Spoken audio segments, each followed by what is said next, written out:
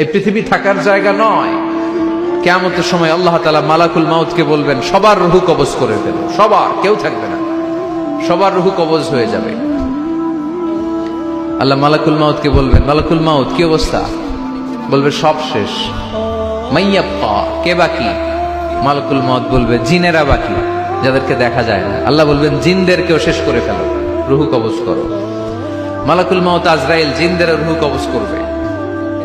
আল্লাহ এবার জিজ্ঞেস করবে, ইয়া মালাকাল মাউত আখবিরনি মাইয়াবকা, এবার বলো আর কে বাকি?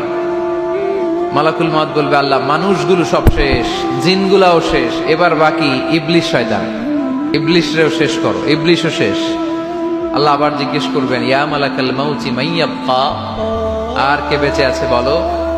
মালাকুল মাউত বলবে, আল্লাহ আপনার কথা অনুযায়ী পৃথিবীর সব মানুষের রূহ কবজ করলাম, সব জিনদের রূহ কবজ করলাম, ইবলিসের রূহ কবজ করলাম,